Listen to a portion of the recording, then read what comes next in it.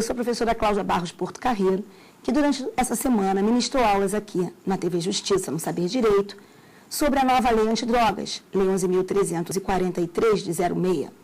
Recebemos também durante a semana várias perguntas de internautas e telespectadores e estamos aqui agora no Saber Direito Responde para respondê-las. Passemos então às perguntas. A primeira pergunta vem da Mariana Soares, lá de São Paulo, e ela pergunta o seguinte: professora Cláudia, é crime portar droga para consumo pessoal? Bem, Mariana, como eu já havia dito durante a semana, na nossa primeira aula do curso, é sim crime portar droga para consumo pessoal. Embora alguns no início da lei tenham dito o contrário. Alguns, tão logo a lei foi publicada, tentaram defender a tese de que, não havendo penas privativas de liberdade para o crime do artigo 28, ou melhor, para a figura do artigo 28, aquela figura não poderia ser considerada criminosa porque estaria violando aquilo que diz o artigo 1º da LCP. Bem, de qualquer forma, essa questão hoje se encontra superada. Aliás, ela está superada desde o ano de 2007, quando o Supremo Tribunal Federal, nos autos do recurso extraordinário 430105, resolvendo questão de ordem, disse que o artigo 28 é sim conduta criminosa e que não teria havido abolicio criminis, em que pese ter o Supremo reconhecido, não ter havido uma descriminalização do comportamento. Disse também a Corte Superior que houve, em verdade, uma despenalização no que tange a pena privativa de liberdade não ser mais aplicada. Tá ok, Mariana? Mas é sim crime portar droga para consumo pessoal. Vamos à próxima? A próxima pergunta é do Peter Lima Porto. Esse aqui de Gama, do Distrito Federal. Do artigo 28 da Lei 11.343, não seria hipótese de autolesão e, portanto, inconstitucional? Peter, não. Não é questão de autolesão. Porque quando a gente fala de autolesão, o que se verifica é que, pelo princípio da alteridade, tudo aquilo que for autolesão, ou seja, quando o agente trouxer uma lesão a um bem jurídico que é seu, eu não posso falar em conduta típica. É preciso que para cá a conduta extrapole o âmbito do agente e venha atingir bens jurídicos de terceiros. Esse é o teor do princípio da alteridade. E com se essa máxima vem, meu amor, não há nenhuma ofensa ao princípio da alteridade no que tange ao artigo 28. Porque se o artigo 28 tutela a questão da saúde pública, é um crime de perigo abstrato à saúde pública, um crime de perigo a esse bem jurídico, não é a integridade física do usuário da droga que se está protegendo. Portanto, ao portar droga para consumo pessoal, o usuário não está trazendo uma violação a um bem jurídico seu, mas ao bem jurídico saúde pública. E assim, não há que se falar em autolesão, e assim é perfeitamente possível que consideremos a conduta criminosa. Certinho, Peter? Vamos lá. Vamos para a nossa próxima questão. Essa próxima questão vem da Suzana Torre, de Porto Alegre. E ela pergunta: qual a consequência, professora, da imposição das medidas descritas no artigo 28 da Lei 11.343 de 06?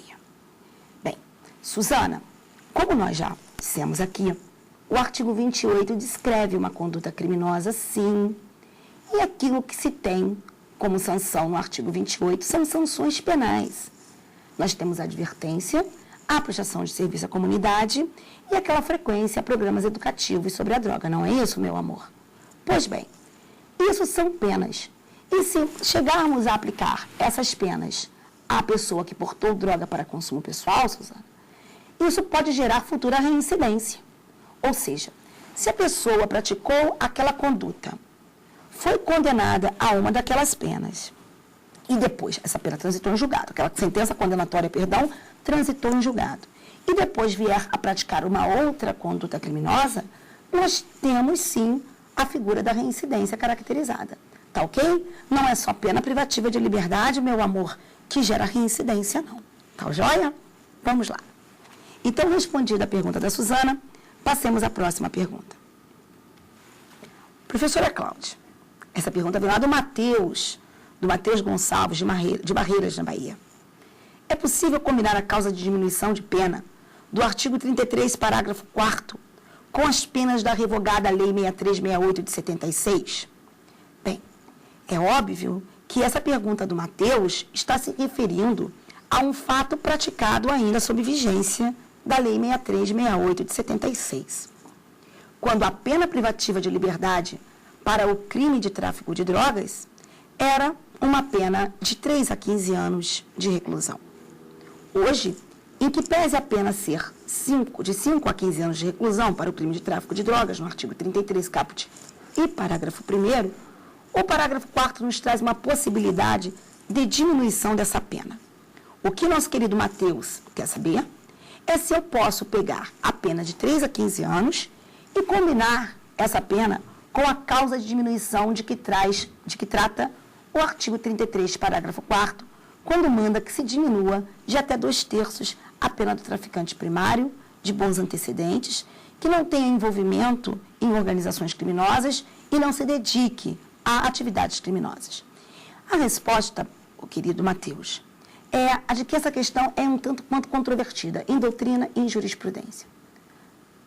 Particularmente, eu acredito que não se possa fazer essa combinação. A lei nova tem que ser aplicada ao fato passado, considerando essa diminuição, mas de acordo com a pena combinada na lei nova. A pena que o legislador quer ver diminuída é a pena de 5 a 15 anos, não a pena de 3 a 15 anos. Então, para o traficante primário de bons antecedentes, que praticou o crime antes da vigência da lei 11.343, ao meu ver correto, seria aplicarmos uma pena de 5 a 15 com menos 2/3, com menos até 2/3. Tá ok? Só que esse posicionamento, ele divide o Supremo Tribunal Federal. E, por essa razão, ele está sendo objeto de julgamento no RE 596152, em que o ministro Aires Brito pediu vista. Tá ok? Porque há ministros da Corte que entendem ser possível essa combinação, como é o caso dos ministros Peluso e também Dias Toffoli, mas há ministros da Corte, como a ministra Carmen Lúcia, como o ministro Joaquim Barbosa, por exemplo, e também como o ministro Lewandowski, que entendem não ser possível essa combinação. Isso fez com que se precisasse levar a questão ao Supremo, pegar ao plenário, para que o Supremo decidisse. Tá ok, meu amor? Então, são essas as perguntas que nós temos nesse primeiro bloco, e eu os convido a participar do próximo bloco, quando, então, responderemos perguntas de outros internautas e telespectadores. Um grande abraço e até daqui a pouco. Olá! Em continuidade ao nosso primeiro bloco, eu, professora Cláudia Barros Porto Carreiro, aqui no Saber Direito Responde, vou prosseguir nas perguntas feitas pelos internautas e telespectadores sobre a lei antidrogas que foi ministrada cujas aulas foram ministradas durante essa semana, aqui na TV Justiça. Passemos, então, à dúvida da Rosane Guimarães, de Patos de Minas. A Rosana diz o seguinte, pergunta o seguinte: professora, a minha dúvida é a seguinte: o traficante pode ter a sua pena privativa de liberdade substituída por restritiva de direitos? Pois bem, Rosane, a resposta é positiva de acordo com o que vem decidindo o Supremo Tribunal Federal, de acordo com a jurisprudência do Supremo Tribunal Federal. Eu queria que você visse, meu amor, que nós temos no 33, parágrafo 4º da Lei 11.343 e também no artigo 44 dessa Lei 11.343, vedações expressas a essa substituição. Diz o legislador que traficante não pode ter a sua pena privativa de liberdade substituída por penas restritivas de direitos. Porém, o Supremo Tribunal Federal declarou, nos autos do HC 97256, inconstitucional essa vedação. E perfeitamente possível que a pena do traficante primário de bons antecedentes, desde que cumpridos os demais requisitos trazidos pelo artigo 44 da Lei Penal, do Código Penal, que ele pode sim ter a sua pena substituída.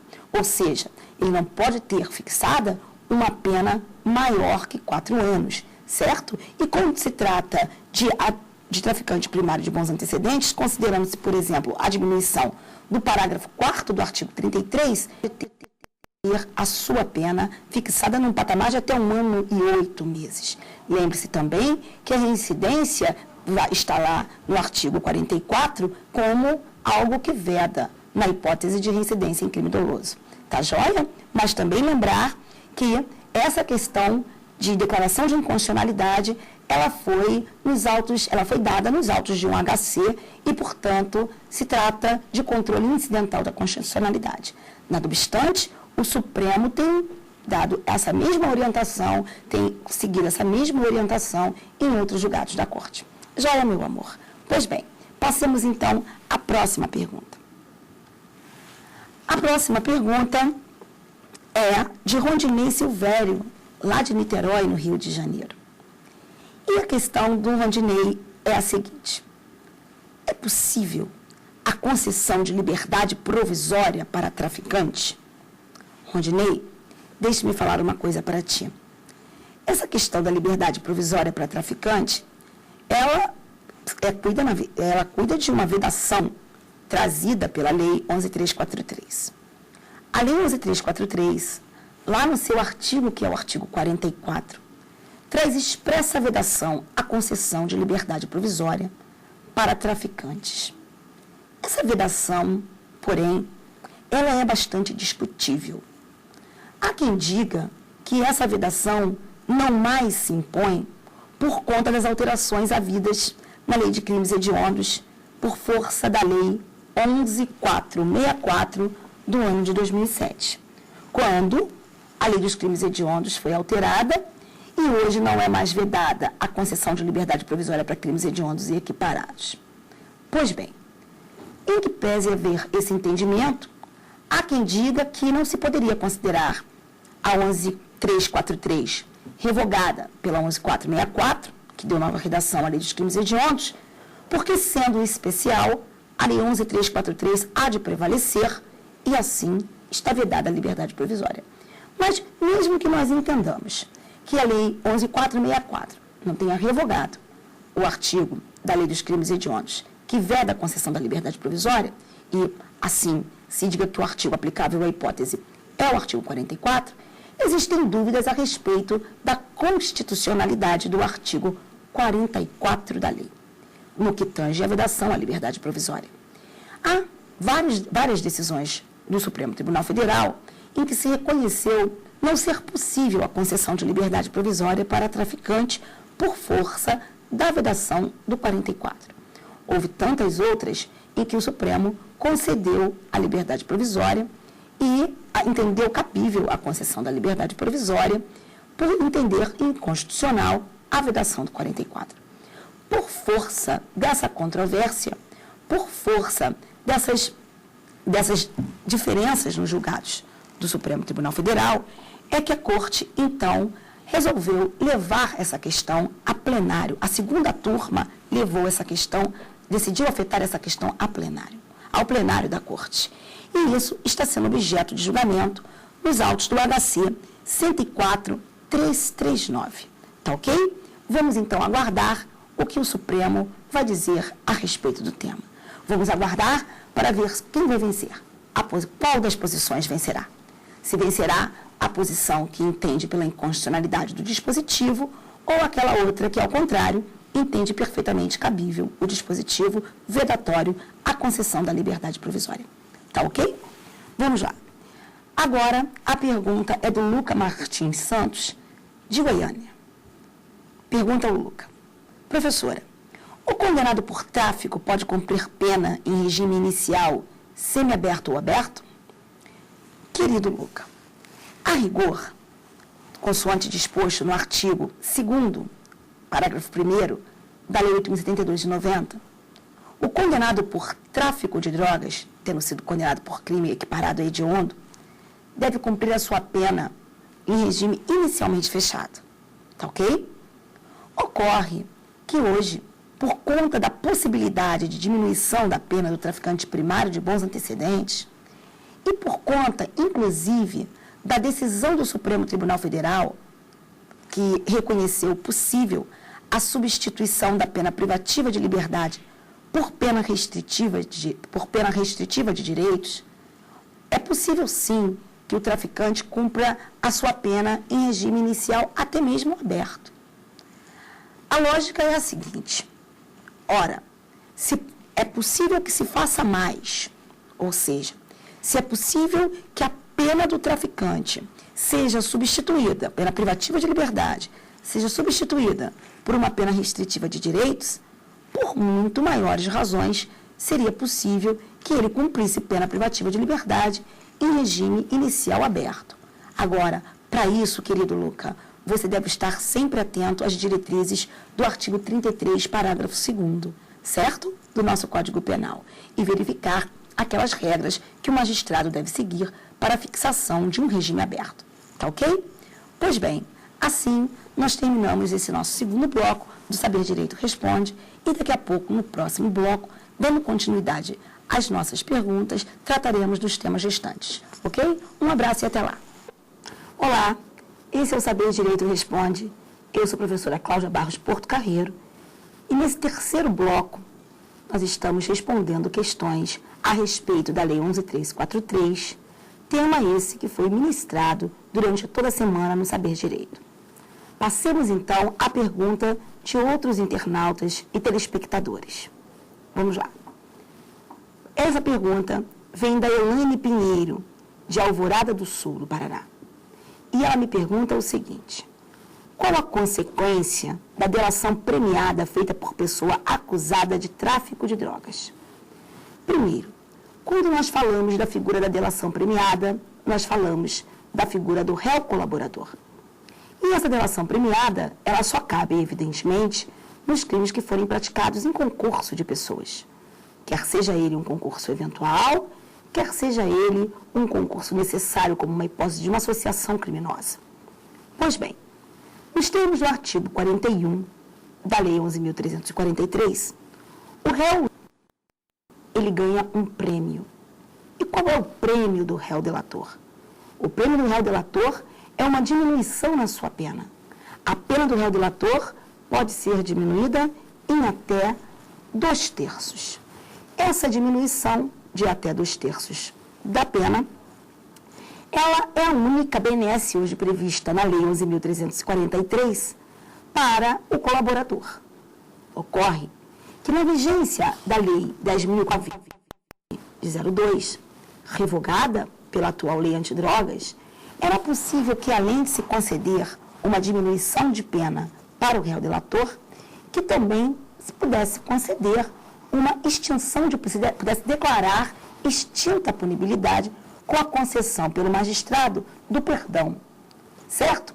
Poder-se-ia conceder perdão judicial e, assim, extinguir a punibilidade. Vejam os senhores que, nesse aspecto, a nossa lei nova, ela é prejudicial e, portanto, irretroativa.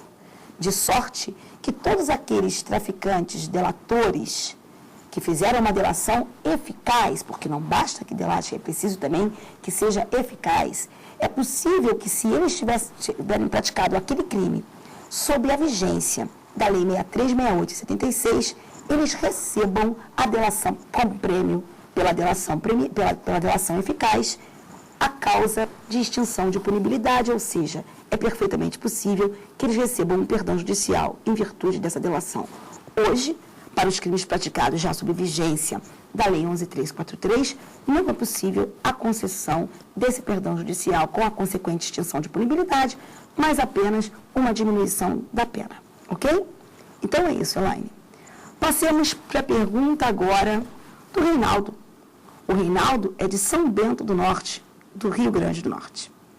E ele pergunta o seguinte: como se trata, professora, o dependente químico na lei em estudo? Ora, Reinaldo, o Reinaldo, quando nos faz essa pergunta, nos remete ao artigo 45 e também ao artigo 46 da Lei 11.343, da Lei Antidrogas. A rigor, o dependente químico na Lei Antidrogas é tratado como se trata o doente mental no Código Penal.